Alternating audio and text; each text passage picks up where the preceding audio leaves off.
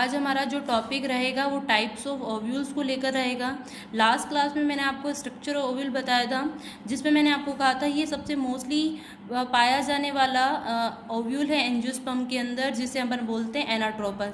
आपको बाकी ओव्यूल्स को इतना ज़्यादा डिटेल में याद करने की ज़रूरत नहीं है, लेकिन हाँ एनाट्रोपस ओव्यूल को अपने माइंड में बिल्कुल आपको रखना है, ताकि डिफरेंट टाइप के ओव्यूल्स को समझना आप लोगों के लिए आसान हो जाए। मैंने पहले ही भी कहा था इन सब की लेबलिंग में कोई फ़र्क नहीं आता।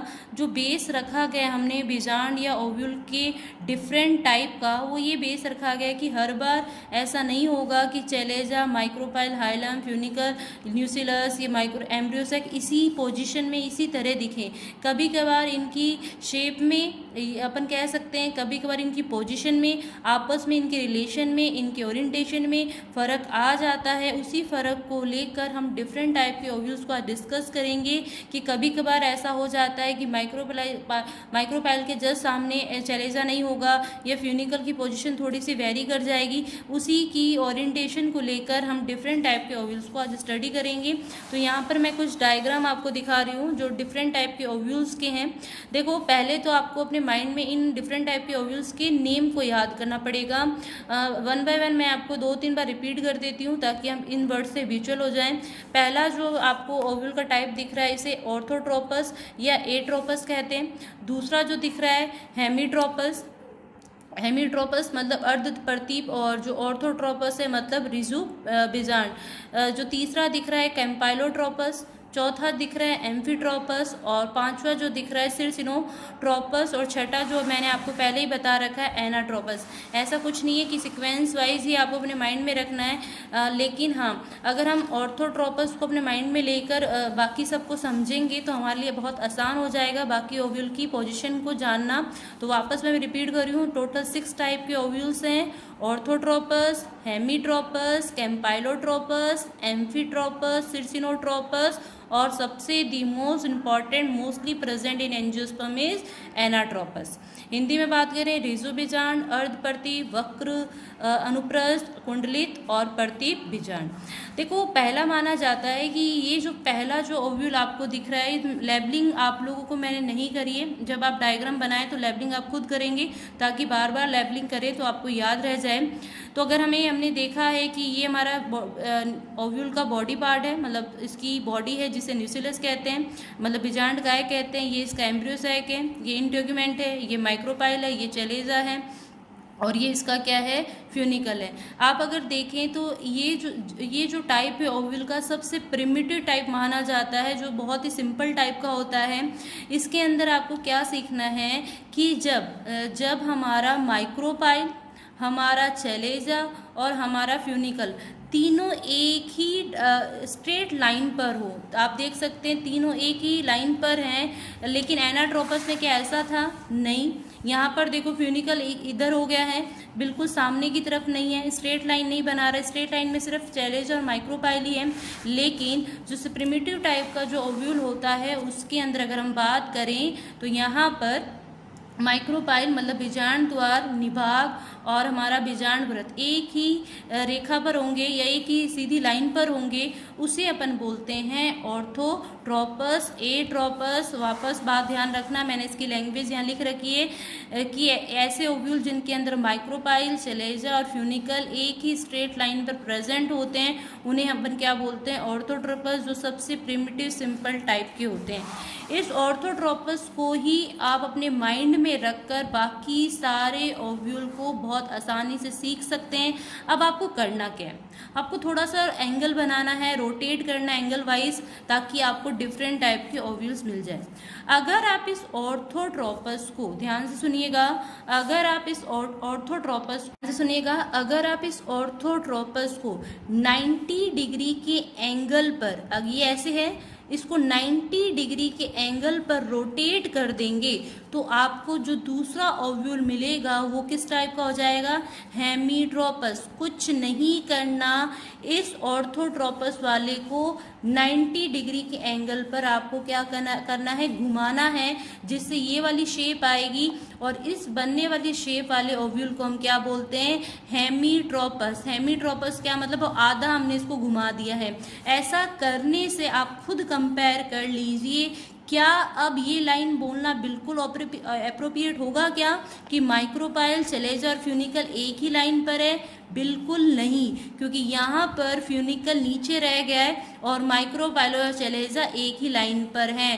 कहने का क्या मतलब है, हमारे जो टाइप ऑफ ओव्यूल्स में हमें यही सीखना है कि कौन किसके साथ किस एंगल पर है, उसका ओरिएंटेशन कैसा है और कैसा उसके साथ रिलेशन है, बस और कुछ नहीं सीखना। पोजीशन को ही अपने माइंड में रखना है। माइक्रोपाइल, चलेजा, न्यूसिलस, एम्ब्रियोसैक, हाइलम, फ्यूनिकल किस तरह एक दूसरे से अपन कह सकते हैं पोजीशन बना रहे हैं। यहाँ पर माइक्रोपाइल, चलेजा तो एक ही लाइन पर है, लेकिन फ्यूनिकल के साथ ये 90 डिग्री का एंगल बना रहे हैं।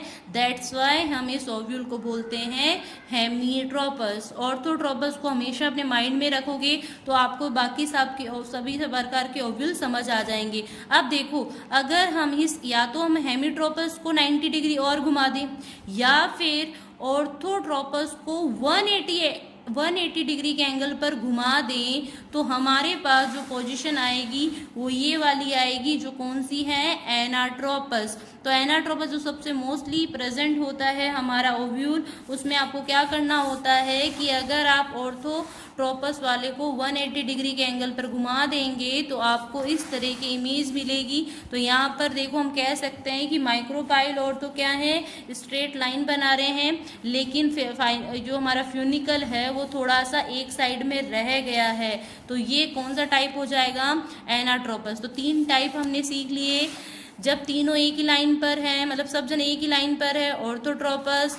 जब हम कह सकते हैं 90 डिग्री का एंगल बना लिए, हेमीट्रोपस। ऑर्थोट्रोपस 180 डिग्री एंगल पर जब घूम जाता है तो बनता है एनाट्रोपस। तो हेमीट्रोपस की लैंग्वेज क्या है, एक मिनट, हेमीट्रोपस की लैंग्वेज क्या है, body ovule present at the right angle of the funicle. सही बात है, बेजांड जो व्रंथ है उसके साथ वो 90 डिग्री का एंगल बना रही है, उसे हम क्या बोलते हैं, हेमीट्रोपस। एनाट्रोपस की अगर डिफाइन की अगर बात करें तो ये सबसे कॉमन टाइप का हमारा ओव्यूल होता है, जिसके अंदर हमारे ओव्यूल कितने डिग्री एंगल पर रोटेट हो जाता है, 180। मतलब अपन कह सकते हैं ऑर्थो जो ट्रोपस है उसका इन्वर्टेड, उसका उल्टा रूप ही क्या है, एनाट्रोपस है। इसके अंदर क्या होता है, माइक्रोपाइल और चलेजा क्या होते हैं, एक ही लाइन पर होते हैं, और 80% जो एंजियोस्पर्म की फैमिलीज होती हैं उनमें इसी टाइप का क्या मिलता है, ओव्यूल मिलता है। सबसे कॉमन और सबसे मोस्ट टाइप का हमारा क्या है, एनाट्रोपस टाइप का ओव्यूल देखने को मिलता है।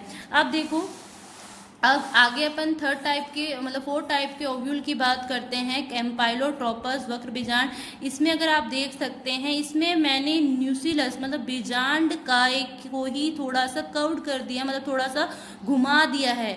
ऐसा करने से देखो, हेमी और इनमें ज़्यादा सिमिलरिटी है, लेकिन फिर भी डिफरेंस आपको समझ आ रहा है। यहाँ पर हमने इस वाले पोर्शन को बिल्कुल भी नहीं छेड़ा है, लेकिन यहाँ वाले डायग्राम के अंदर हमने न्यूसिलस को ही थोड़ा बेंड कर दिया, थोड़ा घुमा दिया है। ऐसा करने से चलेजा और माइक्रोपाइल की पोजीशन अब स्ट्रेट लाइन में नहीं है। जब अगर ऐसा हो कि न्यूसिलस जब कवर हो जाए, तो कैम्पाइलो में हमें क्या बात अपने माइंड में रखनी है, ये बात माइंड में रखनी है कि जो बॉडी होती है ओव्यूल की, न्यूसिलस होता है वो बैंड हो जाता है, वो कर्व्ड हो जाता है, एम्ब्रियो एक स्ट्रेट लाइन में रहता है, और माइक्रोपाइल चलेजा अब एक स्ट्रेट लाइन में नहीं है। तो कैम्पाइलो की बात ध्यान में रखनी है। नेक्स्ट अगर हम बात करें एम्बिट्रोपस, तो एम्बिट्रोपस में एक ही मेन डिफरेंस है कैम्पाइलो से कि यहाँ पर न्यूसिलस कर्व्ड और हो जाता है, लेकिन साथ ही साथ इसके अंदर जो एम्ब्रियो सैक होता है वो इस शेप में आ जाता है, और इस शेप को हम बोलते हैं हॉर्स शू शेप्ड, मतलब घोड़े की नाल जैसा। एम्बिट्रोपस की आइडेंटिफाई ही यही है कि इसके अंदर जो एम्ब्रियो से एक भ्रूणकोश होता है वो हॉर्स शू शेप्ड हो जाता है, घोड़े की नाल जैसा हो जाता है। और यहाँ पर हम कह सकते हैं माइक्रोपाइल जो होता है हाइलम के पास आता हुआ नजर आ रहा है, मतलब ये एक दूसरे के बहुत पास में होते हैं, और प्लस हमारा न्यूसिलस होता है वो भी कर्व्ड दिखता है, और एम्ब्रियोसैक भी हमारा यहाँ पर कर्व्ड दिखता है। अगला जो हमारा आता है वो आता है सिरसिनोट्रोपस ओव्यूल।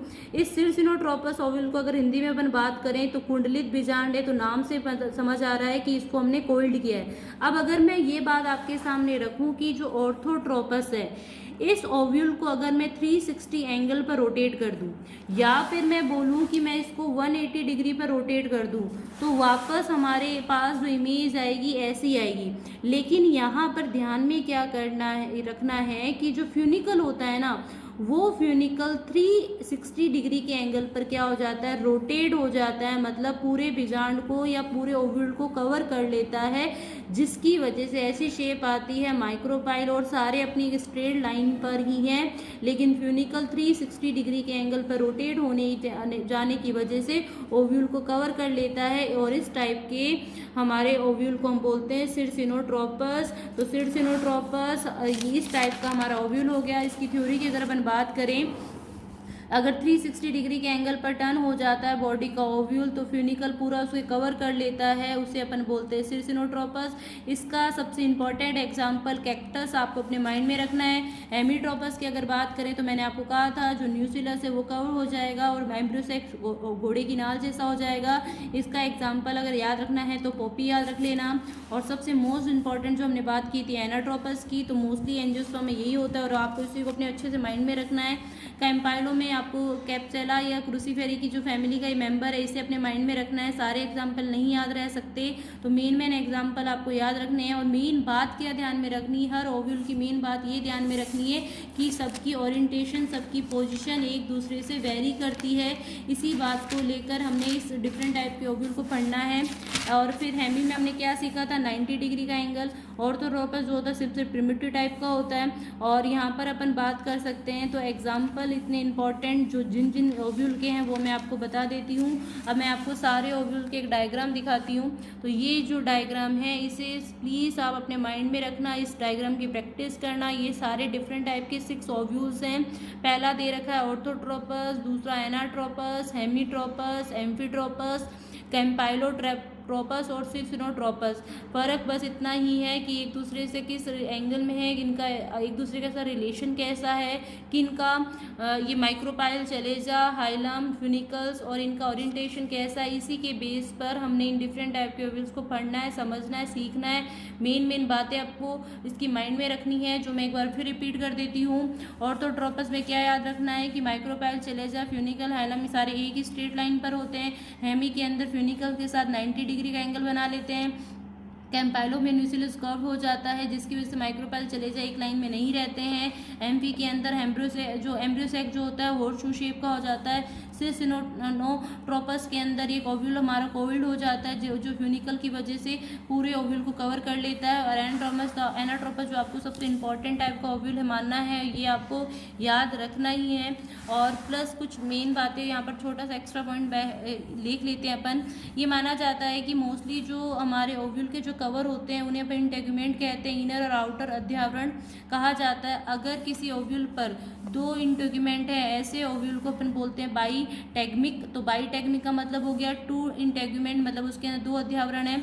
यूनिटेगमिक का मतलब क्या हो गया, एक ही उसके अंदर अध्यावरण है। और एटेगमिक का मतलब क्या हो गया, उसके अंदर इंटेगुमेंट है ही नहीं। तो इंटेगुमेंट के बेस पर हमने 3 तरह के ओव्यूल को पढ़ना है, बाईटेगमिक, यूनिटेगमिक और एटेगमिक। लेकिन इंपॉर्टेंट बात आपको क्या याद रखनी है, टाइप्स ऑफ ओव्यूल्स। 2-3 बार आप इसकी प्रैक्टिस करेंगे, इन डायग्राम की प्रैक्टिस करेंगे, इनको सीखेंगे, समझेंगे, बार बार देखेंगे। देखो बायो के अंदर डायग्राम को डेली आपको देखना है। देखने से क्या होता है, आपके माइंड में वो इमेज बनने लग जाती है, फिर धीरे धीरे आपको वो चीज़ें हार्ड नहीं लगती, उन्हें इतना ज़्यादा आपको एम्फेसाइज करके याद नहीं रखना पड़ता, वो अपने आप ही ऑटोमेटिकली आपको माइंड में आ जाती है। तो प्लीज़ जितना हो सके इसको देखें, समझें, पढ़ें, लिखें और आगे बढ़ें। होप फॉर बेस्ट कि हम अपनी नेक्स्ट क्लास में मिलते हैं। Thank you so much.